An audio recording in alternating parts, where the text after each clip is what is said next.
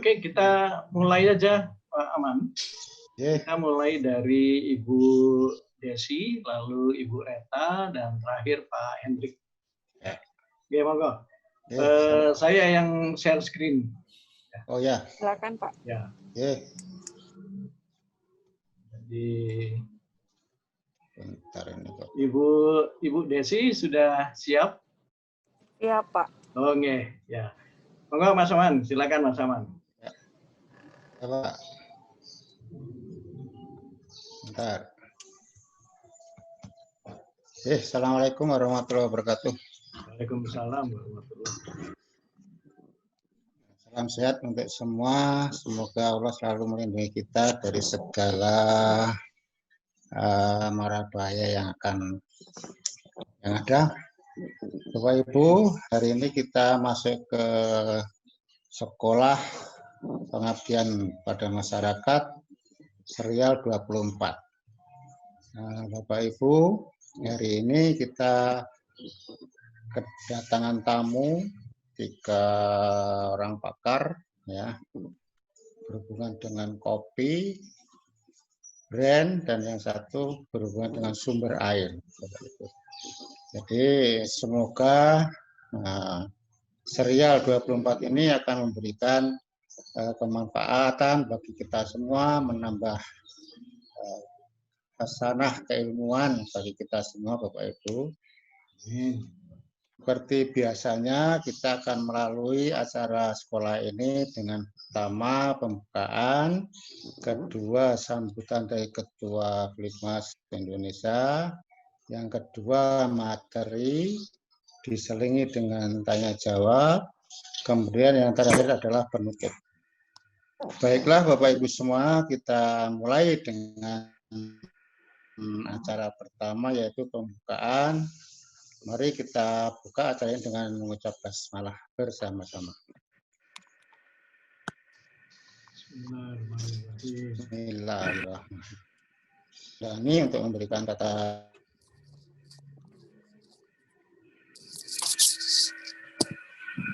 sambutan sebelum acara.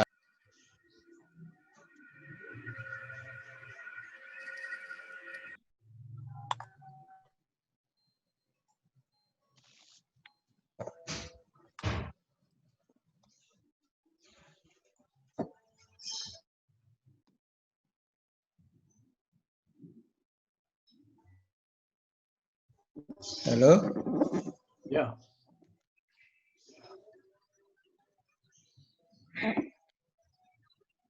Kenapa? Ada gangguan suara, Mas?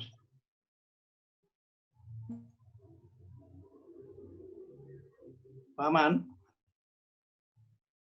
Ya. Sekarang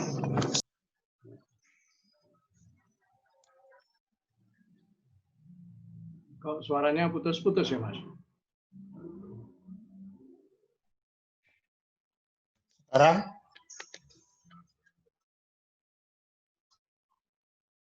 Suaranya ke putus-putus, Mas Aman.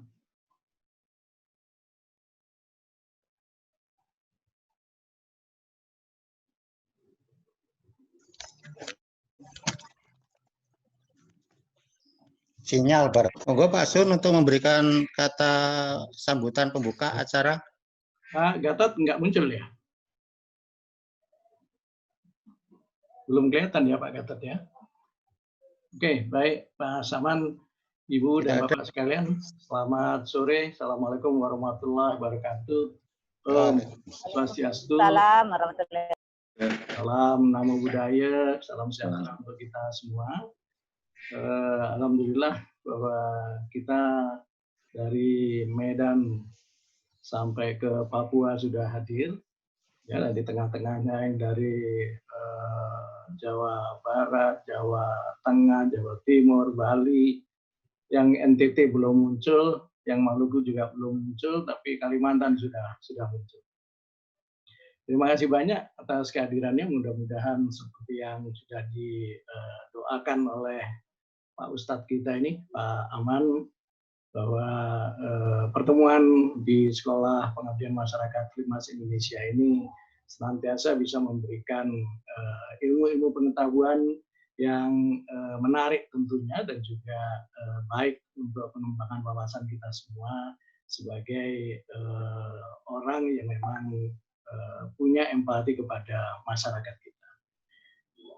Terima kasih. Silakan Pak Aman untuk dimulai. Ya, Pak. Monggo, silakan. Ya, terima kasih. Oke, acara yang selanjutnya adalah acara inti berhubungan dengan materi-materi yang akan disampaikan oleh para pakar-pakar kita, yang akan dimulai tentang branding melalui kemasan. Akan disampaikan oleh Ibu Desi Indianasari. Beliau akan membicarakan tentang pentingnya branding untuk bisa berkompetisi secara lebih luas dalam memasarkan produk-produknya. Begitu barangkali yang bisa saya sampaikan kepada Bu Desi. Monggo silakan Bu Desi untuk bisa memulai. Waktunya kurang lebih 20 menit, Bu. Baik, terima kasih Bapak host atas waktunya. Jadi perkenalkan, nama saya Nilo Desi Indianasari. Saya dosen di program studi DKV FSRD ISI Denpasar.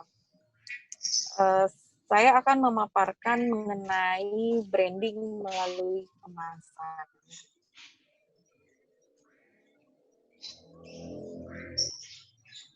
Jadi next Pak. Ya. Lanjut. Bisa di next Pak slide-nya. Baik.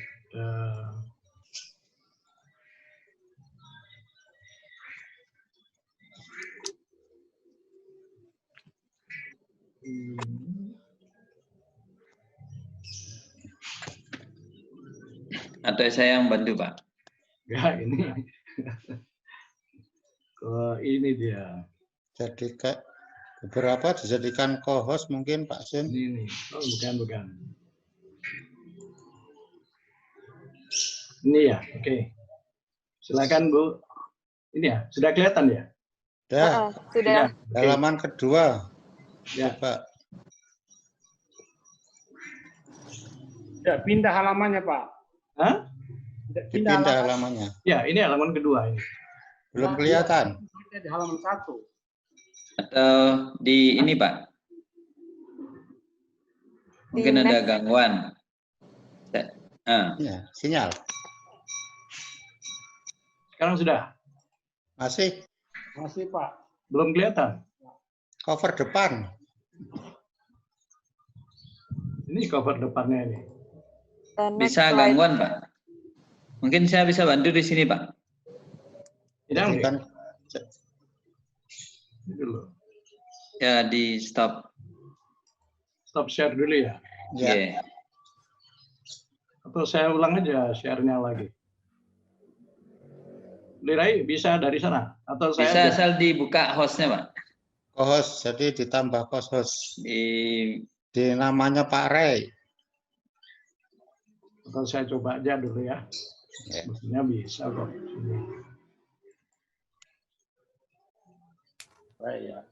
Sudah muncul?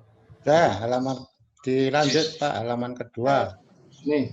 Ya, betul, sudah. Oke. Oke, terima kasih. Selamat sore. Terima kasih Prof. Sundani. Sama-sama, silakan. Iya. Ya, selamat sore kepada Bapak Ibu peserta webinar hari ini. Jadi saya akan menyampaikan tadi materi mengenai branding melalui kemasan. Nah, di slide awal saya mengawali dengan quote seperti a brand is not what you say it is what people say it is. Ini quote ini saya kutip dari pendapat seorang pakar branding, Marty Neumeyer. Jadi berdasarkan quote di atas, dapat kita ambil kesimpulan bahwa brand adalah suatu perasaan atau kesan yang muncul tentang produk atau jasa. Biasa selama ini kan kita beranggapan bahwa brand itu adalah merek, brand itu adalah logo, brand itu adalah kemasan. Tapi bukan seperti itu. Melainkan di sini berdasarkan quote yang tadi saya sampaikan tadi, bahwa brand di sini terkait dengan nilai dan persepsi tertentu di mata konsumen. Nah, kenapa brand ini perlu dibangun? Dibangunnya itu adalah melalui branding, sehingga melalui branding inilah akan tercipta sebuah brand. Itu awal pembukaan saya mengenai brand. Mungkin bisa dilanjutkan ke next slide, Pak.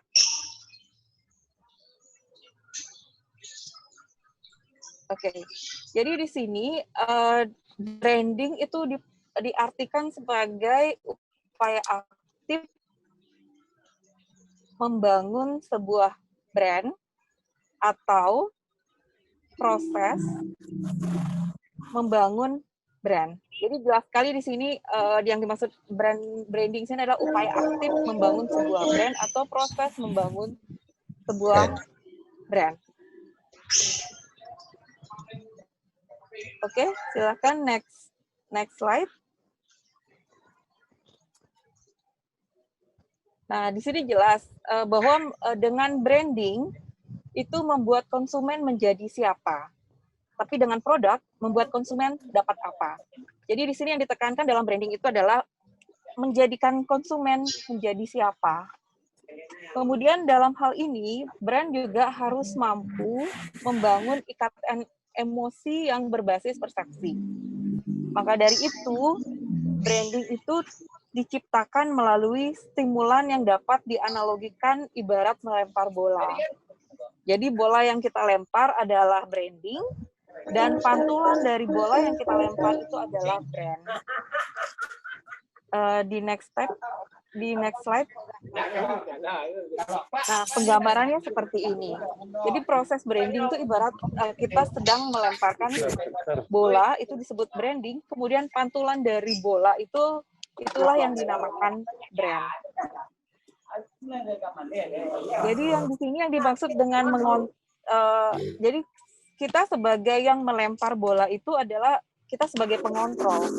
Jadi mengontrol yang dimaksud di sini adalah mengontrol emosi, kemudian persepsi, reaksi, intuisi maupun insting dari konsumen.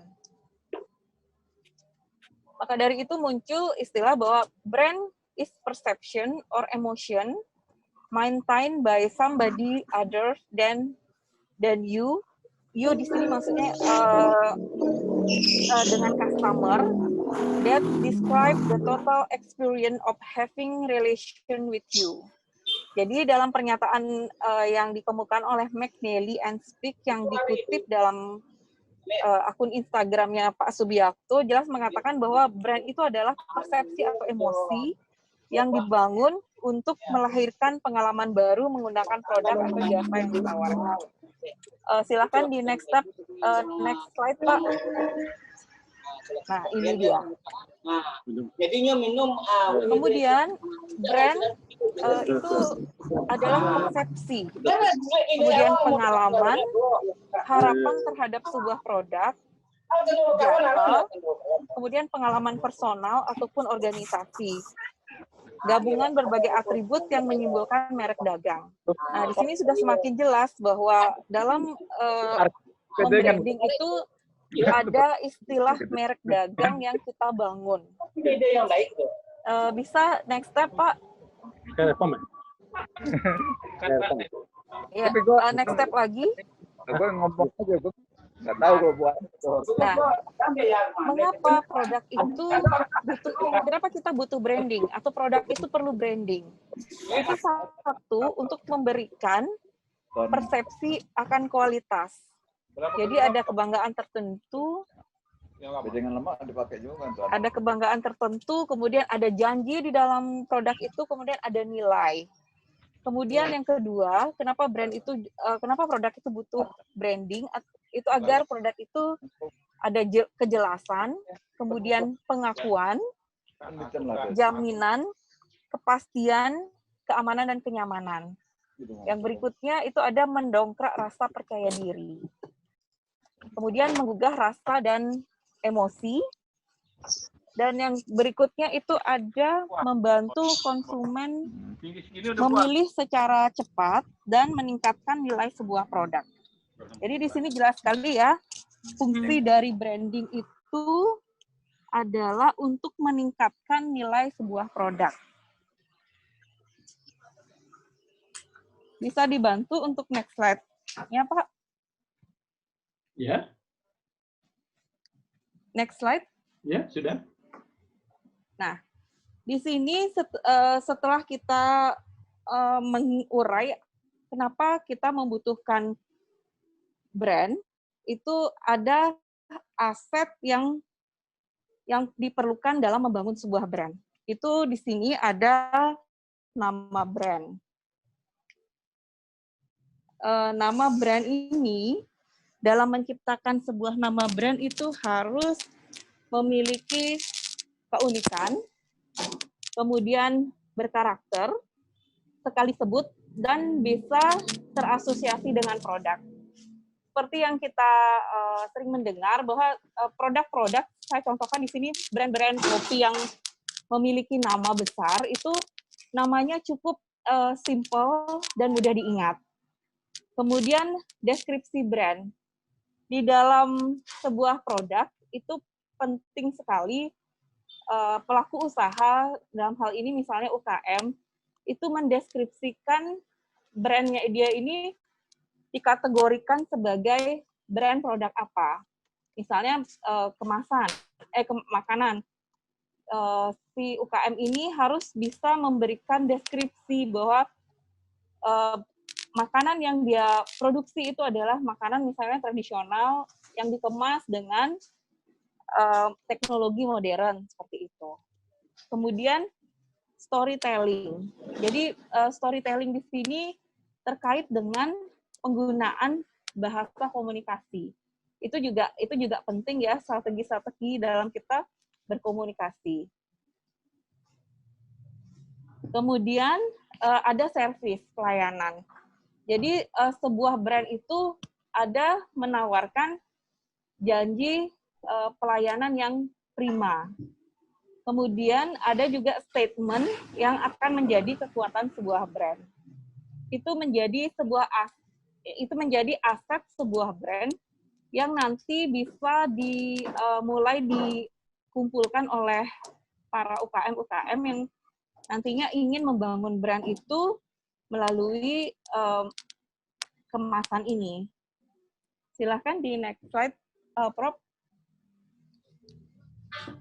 Nah, kemudian berikutnya, fungsi brand itu adalah tujuannya untuk mengaktifasi ikatan emosi yang ada di benak konsumen dan harus dipelihara.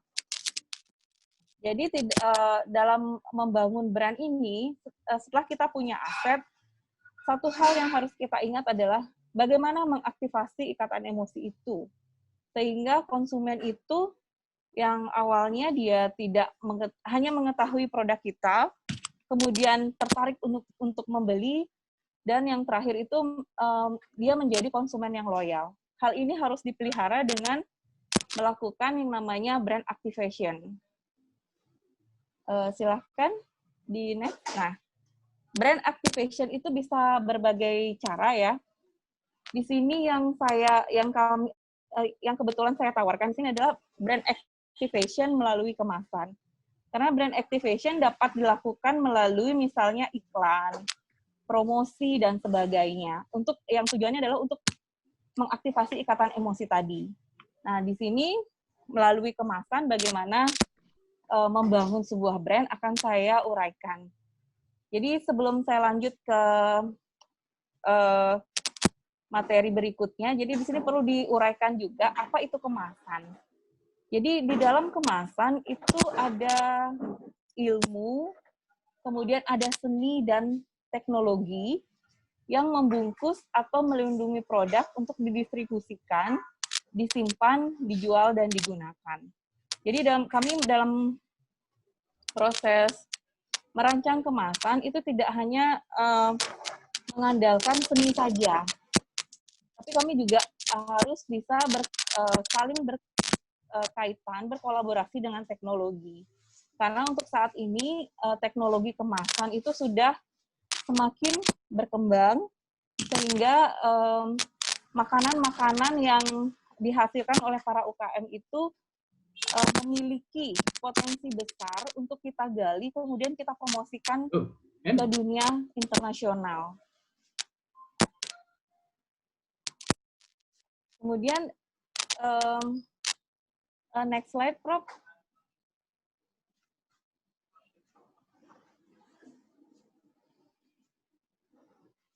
Nah, di sini dapat dijelaskan bahwa di dalam desain kemasan itu ada beberapa aspek yang harus diperhatikan. Pertama ada aspek pengembangan teknologi. Kemudian ada aspek risetnya juga.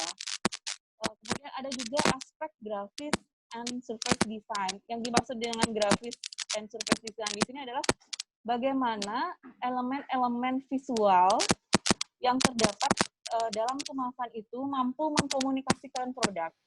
Karena di sini fungsi kemasan itu dia harus bisa menjual, berfungsi sebagai sales person. Jadi dia mempromosikan produknya tanpa kehadiran seorang sales, seperti itu. Jadi di sini kata kunci bagi kami seorang desainer komunikasi visual dalam merancang kemasan itu, elemen penting yang menjadi daya tarik itu adalah elemen visual yang terdapat pada kemasan. Kemudian kita juga harus memperhatikan mengidentifikasi kompetitor agar nantinya produk-produk yang kita ciptakan itu bisa bersaing dengan kompetitor. Kemudian kita juga harus memperhatikan consumer behavior. Bagaimana kebiasaan konsumen dalam menggunakan produk. Kemudian target marketnya seperti apa. Kemudian ada juga yang kita harus perhatikan dalam merancang kemasan itu adalah struktural. Shape desainnya seperti apa.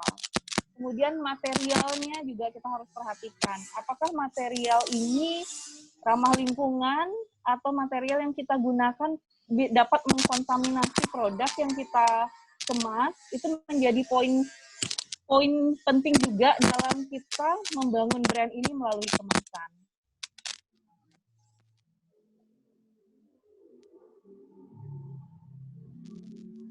Next slide, Prof. Nah, di sini kita melihat juga definisi kemasan yang disampaikan oleh para pakar ya. Ada kemasan itu adalah wadah untuk meningkatkan nilai dan fungsi sebuah produk. Di sini sangat jelas sekali bahwa kemasan itu dapat kita gunakan sebagai strategi membangun sebuah brand.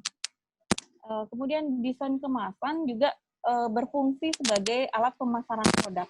Karena seperti yang saya katakan sebelumnya bahwa kemasan itu berfungsi untuk dia mempromosikan dirinya sendiri tanpa kehadiran si penjual atau sales.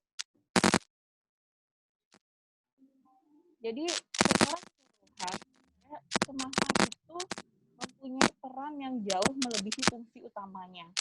Dia tidak hanya sebagai melindungi, mengemas produk, tapi dia juga berfungsi sebagai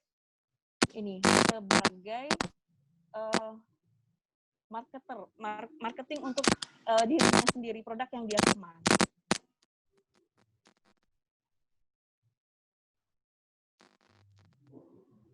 Next.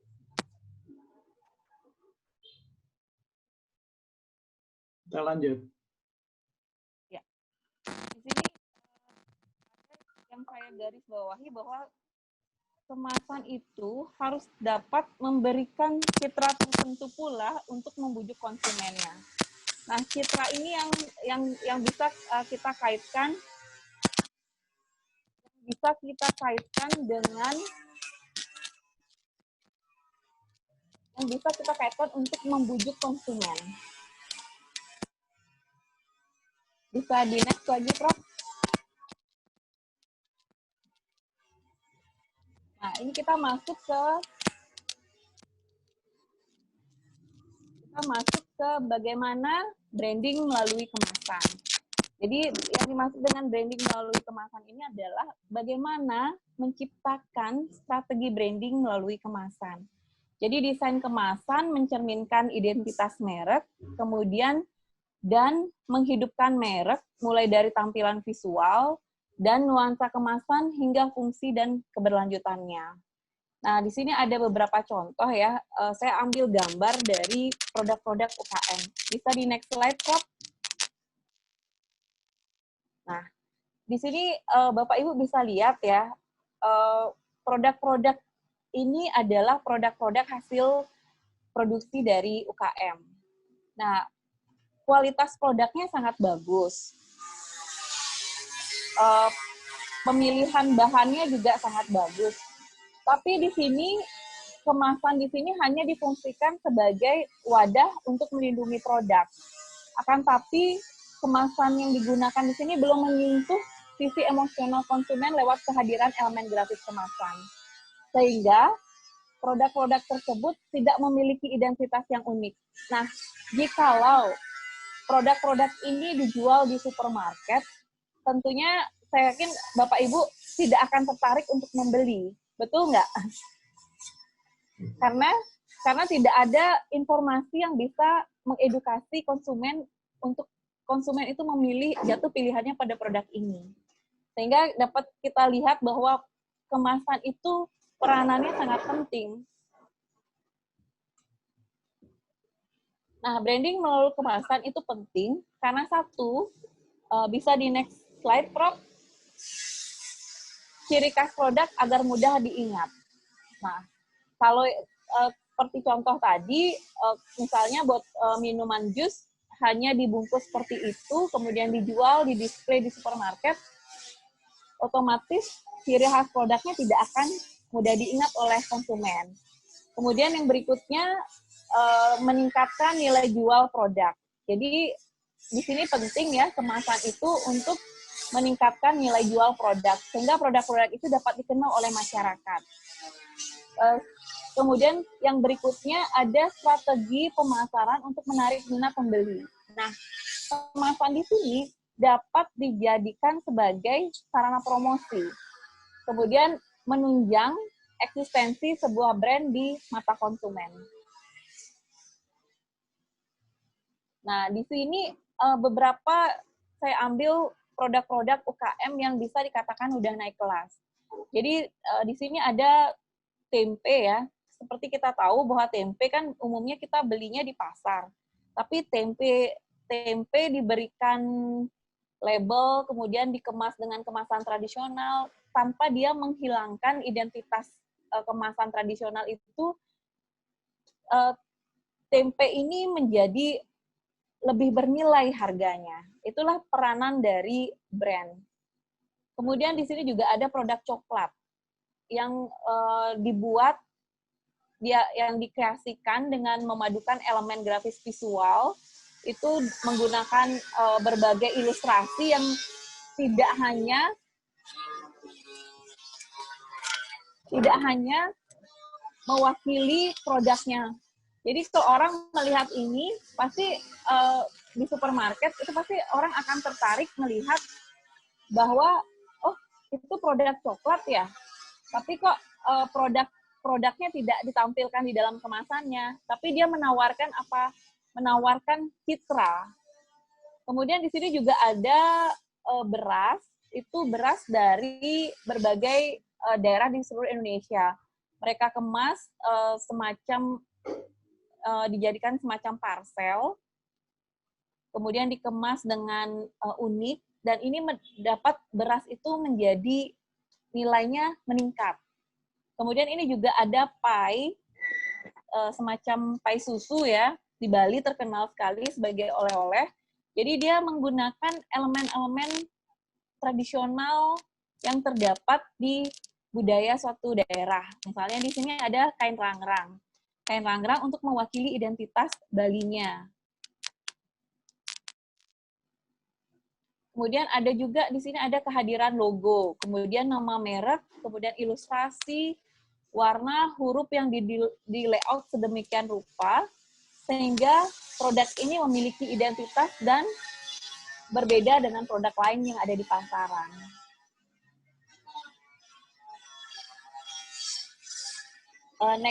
Next slide, Prof. Nah, di sini membangun brand melalui kemasan, itu kita juga harus memperhatikan beberapa poin. Itu pertama, koneksi. Jadi koneksi yang dimaksud di sini adalah produk dan branding harus bekerja sama secara harmonis. Jadi antara produk dengan brandingnya itu harus satu konsep. Kemudian ada cerita.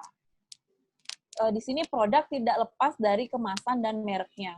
Kemudian ada keunikan produk yang bisa diceritakan, sehingga keunikan produk itulah yang nantinya menjadi daya tarik konsumen untuk membeli produk itu. Kemudian ada bagaimana produk Anda dapat mengubah kehidupan konsumen Anda. Itu juga penting ya, karena kalau kita melihat tren saat ini, itu banyak produk-produk UKM itu, kalau kita lihat di kemasannya, itu ada cerita singkat mengenai bagaimana produk ini tercipta. Itu kadang menjadi daya tarik tersendiri bagi kita konsumen untuk membeli. Oh, ternyata produk ini dihasilkan oleh masyarakat yang berkebutuhan khusus. Jadi, oh, produk ini merupakan karya yang sangat luar biasa, seperti itu. Itu cerita-cerita itu bisa ditambahkan di dalam kemasan produk. Kemudian persona produk. Persona produk yang dimaksud di sini adalah produk-produk yang memiliki daya tarik dengan pesonanya. Kemudian ada juga unsur sederhananya dan mudah dimengerti, mempertahankan pesan dari produk. Kemudian kemasan itu juga berfungsi sebagai investasi. Jadi desain yang bagus itu tentunya akan membawa bisnis yang bagus.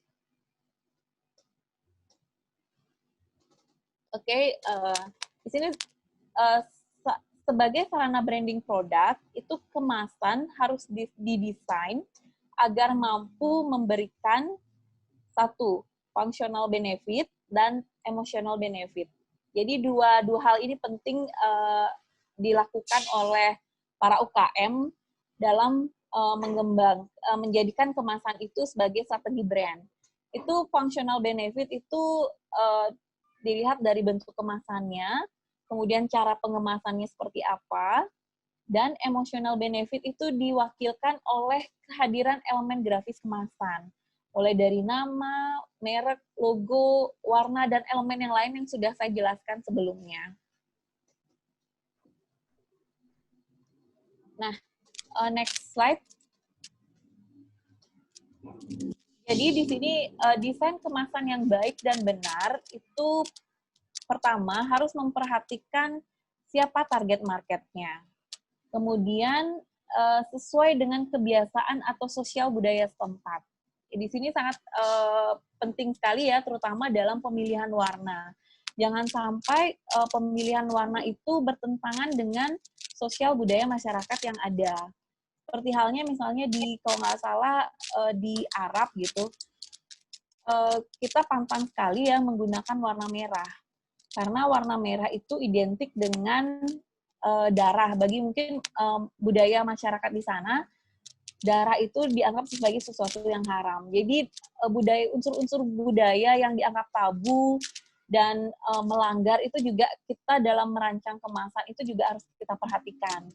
Kemudian yang berikutnya itu kemasan yang baik itu harus mempunyai daya saing dengan kemasan pesaing. Jadi di sini untuk membuat sesuatu daya saing tentunya di sini diperlukan strategi. Kemudian susunan elemen grafis kemasan itu juga di layout agar memiliki keterbacaan yang kuat.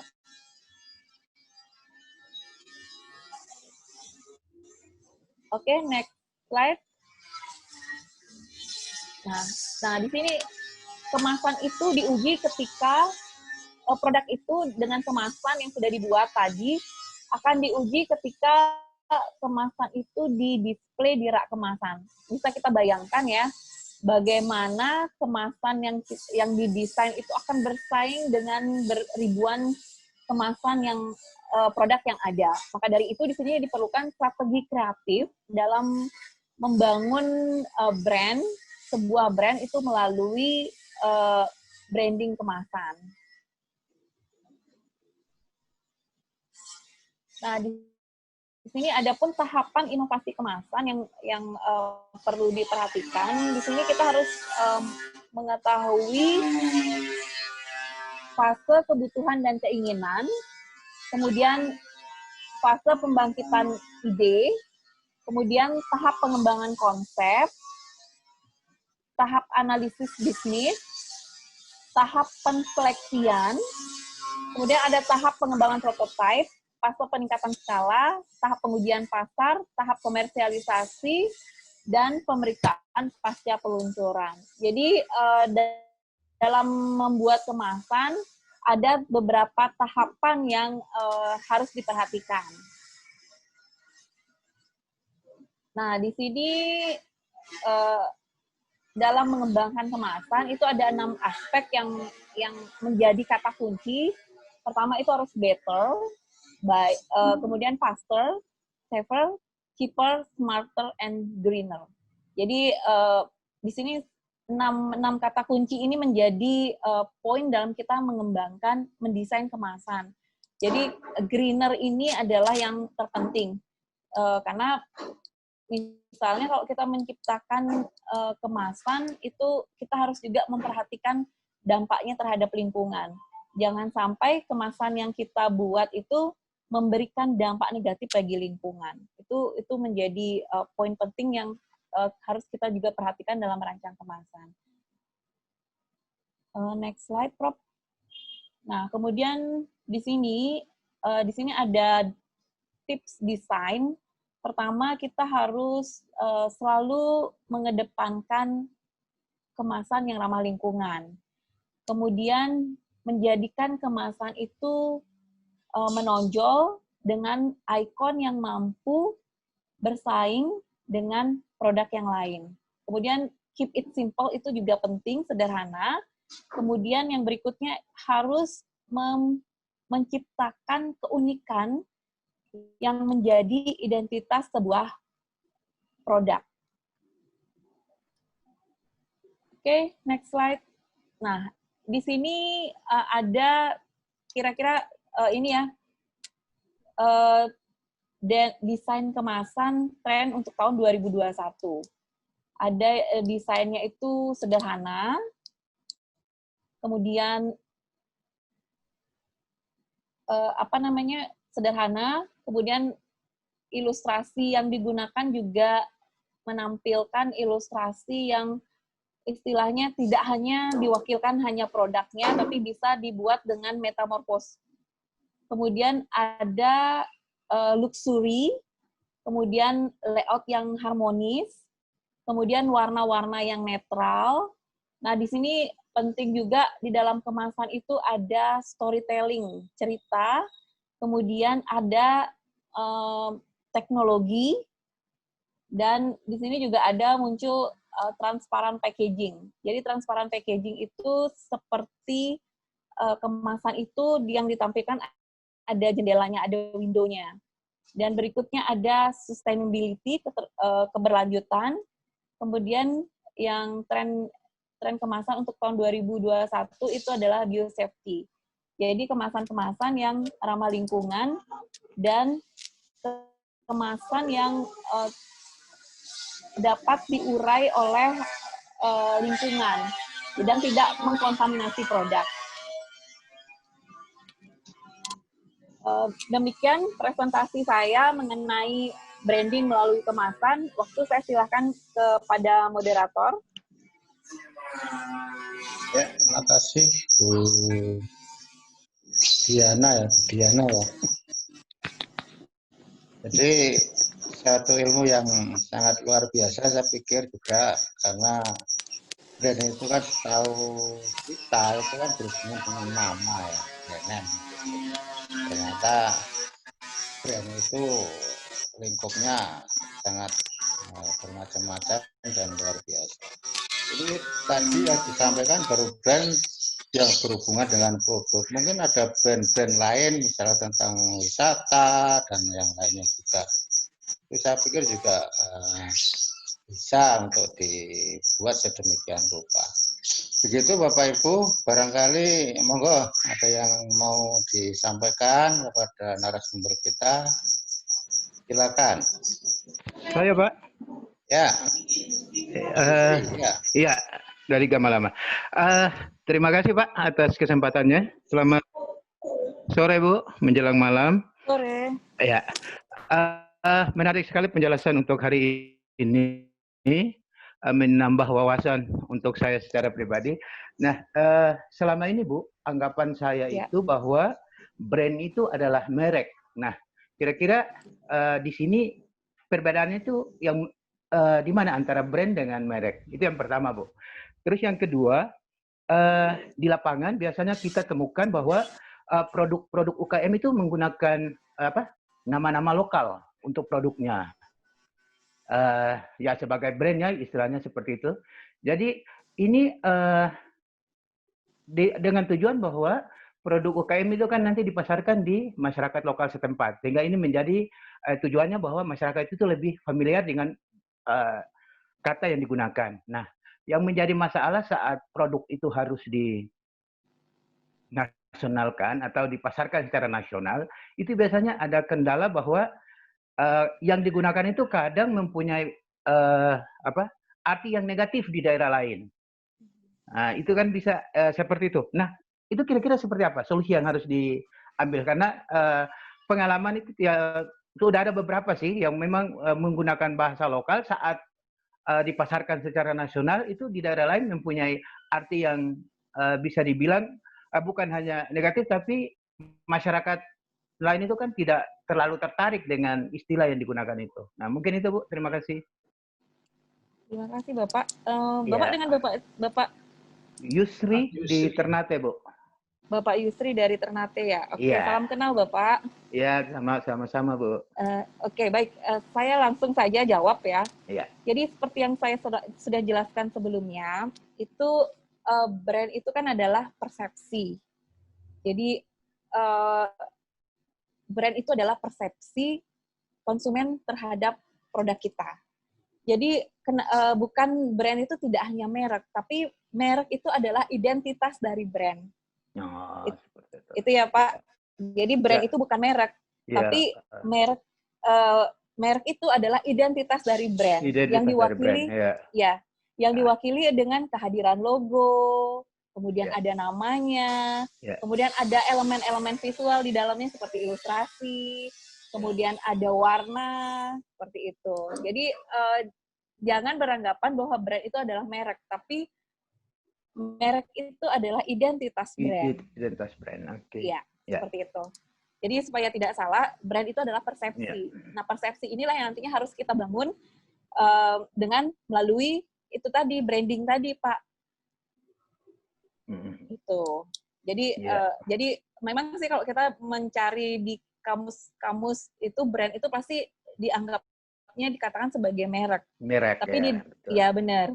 Tapi di dalam dunia komunikasi visual terutama terkait dengan branding, brand itu bukan merek, tapi merek itu adalah identitas brand seperti itu. Kemudian dalam penggunaan nama yang seperti Bapak jelaskan tadi, UKM itu kan menggunakan nama bahasa daerah sebagai identitas mereknya ya. Nah, di sini memang tidak salah itu Pak. Tapi kadang yang namanya budaya setempat itu kan tidak dipahami oleh masyarakat di budaya lain. Nah, di sini UKM itu harus memberikan story yang seperti saya sudah jelaskan tadi. Jadi harus dimunculkan ada cerita apa di balik nama itu. Itu. Kemudian sehingga pembeli di luar itu ini namanya ini ternyata walaupun agak kedengarannya mungkin di budaya yang lain itu terdengar kasar, tapi budaya setempat itu menganggap itu sesuatu yang bagus karena di dalam kemasan itu diberikan cerita seperti itu. Itulah pentingnya bahwa di dalam kemasan itu harus mencantumkan story tadi. Ada cerita apa sih di balik produk ini, sehingga kita sebagai konsumen itu mendapatkan edukasi seperti itu, Pak. Oke. Mungkin itu Ya, ya. terima kasih, Bu. Iya, terima kasih. Ya. Baik, Bapak Ibu, jadi tadi sudah disampaikan bahwa brand itu bukan merek, tapi bagian, mungkin bisa sebagai bagian dari merek ya. Gitu. Mungkin yang lain, silakan. Baik Pak, saya boleh bertanya Pak? Boleh. Saya Regina Wanti dari Unpad Pak, dari Bandung. Ini maaf suara hujan besar mungkin tidak terdengar. Ibu Bu Desi bagus sekali presentasinya, saya senang sekali karena memang kita penting ikut brand ya Pak ya. Hanya begini Pak, Ibu, saya ingin bertanya, apakah kalau kita membuat brand, misalnya yang di Bandung aja nih, yang lagi terkenal misalnya bebek tulang lunak begitu ya. Kan bebek tulang lunak ini Bu Desi kalau di Bandung ini banyak sekali dengan rasa bervariasi. Nah, apakah kalau Ibu dan teman-teman membuat branding ini juga termasuk menganalisis rasa, Bu? Karena rasanya itu berbeda-beda begitu, Bu. Ya mungkin sama ya, seperti gado-gado juga berbeda untuk setiap pembuat. Itu saja Bu Desi, terima kasih banyak. Terima kasih Ibu Ginawati. Jadi dalam tahapan merancang membrand suatu produk ini melalui kemasan itu ya Bu. Jadi kan di sana di dalam slide saya tadi itu ada riset ya. Dalam kita tahapan membuat merancang kemasan ini kita melakukan riset terlebih dahulu. Nah, riset yang dimaksud ini tidak tentunya saja itu riset ke produknya, Bu. Karena kalau kita termasuk mengetahui rasa ya, Bu, ya? Iya, termasuk rasa. Karena rasa itu kan bagian dari unik. Ya. Unik dari suatu produk yang nantinya kita akan komunikasikan melalui kemasannya. Ya. Jadi misalnya nih bebek tulang lunak A, bebek tulang lunak B, pasti setiap merek itu memiliki keunikan masing-masing. Maka nah kalau untuk UKM itu lebih baik itu disarankan itu menggunakan personal branding. Jadi personal branding yang dimaksud di sini adalah nama dari yang menciptakan produk itu siapa, itu yang digunakan. Misalnya bebek tulang lunak ibu siapa, bebek tulang lunak Pak siapa, seperti itu. Jadi riset tentang rasa itu masuk ya juga ke dalam tahapan perancangan kemasan. Mungkin itu Ibu. Ya, terima kasih Bu Desi. Iya. Terima kasih Bu Regina. Saya juga berpikir nih Bu Desi. Iya. Apakah produk itu sebanding dengan brand atau mungkin juga sebanding dengan mereknya gitu atau kemasannya gitu. Kira-kira bagaimana? Misalnya gini, saya punya produk tempe tadi ya, tempe itu terus di produknya itu biasa-biasa saja gitu, tapi kemasannya sangat bagus begitu. Itu perlu sebanding atau tidak begitu? Supaya mungkin kalau tidak sebanding juga akan mengecoh pembeli barangkali begitu. Baik Bapak, terima kasih. Jadi produk kemasan itu juga mewakili isi dari produk. Kalau kita misalnya tempe itu kan sebenarnya rasanya sama aja ya Pak ya. Kecuali Bapak mungkin buat inovasi tempe dengan misalnya ditambahkan dengan bahan apa sehingga menjadi tempe yang mempunyai keunikan gitu. Jadi sebenarnya di sini tempe itu kan umumnya kita temui di pasar-pasar tradisional. Nah, bagaimana menjadikan tempe ini naik kelas bisa masuk ke supermarket? Tentunya di sini kemasan ini memegang peranan penting. Itu. Jadi di sanalah kreativitas UKM itu bagaimana mengemas tempe itu agar bisa diterima di masyarakat menengah ke atas. Misalnya nih tempe di pasar dengan bungkus daun kita bisa beli 2.000 perak ya Pak. Tapi tempe dengan dibungkus daun, kemudian ditata sedemikian rupa, diberi label, itu dijual ke supermarket bisa jadi 5.000. Nah, itu kan apa namanya? Fungsi kemasan sudah dia membantu mendongkrak harga tempe tadi seperti itu.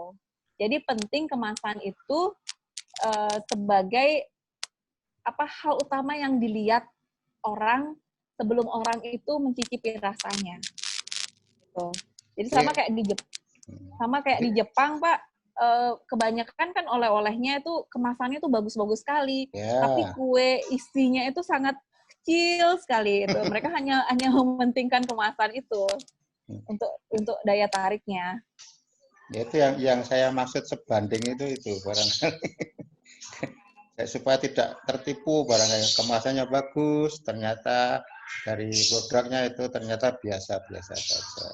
Jadi memang harus banding ya. Iya. Oke, begitu ya, Bapak Ibu. Ya.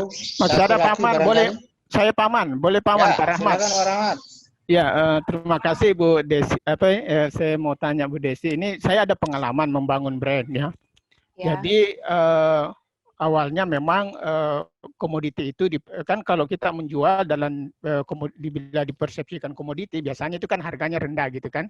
Jadi kita mencoba membangun brand dengan membuat kemasan yang bagus dan itu akhirnya bisa masuk akhirnya bisa bersaing dengan pemimpin pasar pada saat itu.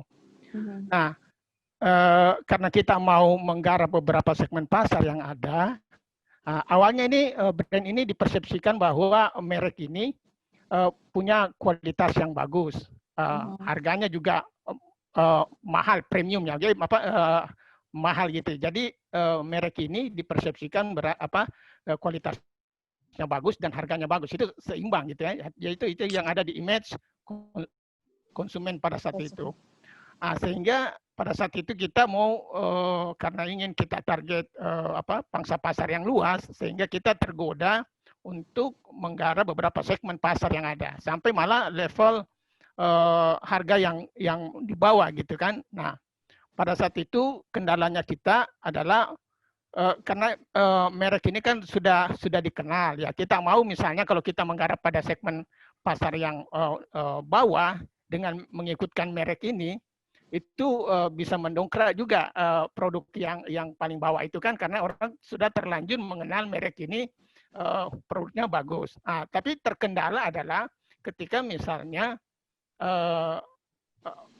orang yang di bagian bawah itu hanya membeli produk itu, kan image-nya tidak positif.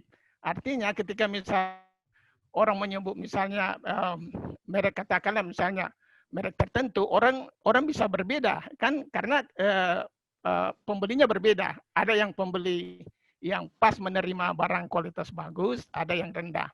Nah, saya ingin tanggapan dari Bu Desi, apakah haruskah kita misalnya mengikutkan merek, nama merek itu di produk yang di level yang paling bawah itu, hanya karena tujuan kita supaya kita tidak susah-susah lagi memperkenalkan produk yang kita, dan itu kan sebenarnya banyak UKM itu kan banyak membuat beberapa varian-varian produk, dan bukan cuma itu, perusahaan-perusahaan yang merek-merek terkenal kan juga membuat beberapa produk varian tersebut, tetapi memang mereka kan mengikutkan nama apakah itu nama perusahaan atau nama merek yang sudah dikenal, sehingga lebih memudahkan konsumen untuk mengenal dan yakin dengan produk yang mereka beli, walaupun harganya pada saat itu mungkin yang level yang paling bawah, tetapi itu sebenarnya jangka panjangnya bisa merusak merek yang nomor satu tadi itu. Mungkin ada tanggapan dari Bu Desi. Makasih. Baik, terima kasih Bapak. Jadi untuk ini ya Pak, klasifikasi ya istilahnya ya. Di dalam sebuah kita merancang ini ya Pak, brand, itu kita kan harus melihat target segmentasi kita. Tadi yang Bapak katakan bahwa produk dengan kualitas premium tadi itu sudah mempunyai pangsa pasar tersendiri. Jadi jangan Bapak turunkan lagi kualitasnya. Jadi untuk brand dengan kualitas produk yang istilahnya KW itu Bapak buatkan lagi merek identitas merek yang lain, sehingga merek dengan kualitas premium ini tetap mempunyai pangsa pasarnya tersendiri, Pak. Seperti itu. Karena yang kualitas premium ini kan dia ibaratnya sudah udah customer itu sudah loyal gitu, Pak. Jadi mereka sudah percaya sekali dengan produk yang merek yang mereka pilih seperti itu. Ketika Bapak menurunkan lagi, ini akan ada muncul keraguan dari konsumen, apakah benar ini produk ini seperti apa yang saya beli sebelumnya itu. Begini Bu Desi, mereknya beda. Cuma di situ ada nama perusahaannya kan, kayak seperti Indomie. Indomie itu kan ada rasa soto, rasa itu, tapi Indominya yang perusahaannya kan ikut gitu ya. Nah, kalau yang pengalaman kami itu ketika misalnya kita membuat varian produknya itu dengan mengikutkan nama perusahaannya itu kan sebenarnya target kita kan itu lebih mudah masuk ke pasar kan, karena yang hasilkan ini kan perusahaan ini misalnya. Nah, tapi terkendalanya itu tadi bahwa orang segmen yang membeli itu kan berbeda. Nah, ketika ini yang biasa juga jadi kendala sehingga ikut mempengaruhi dari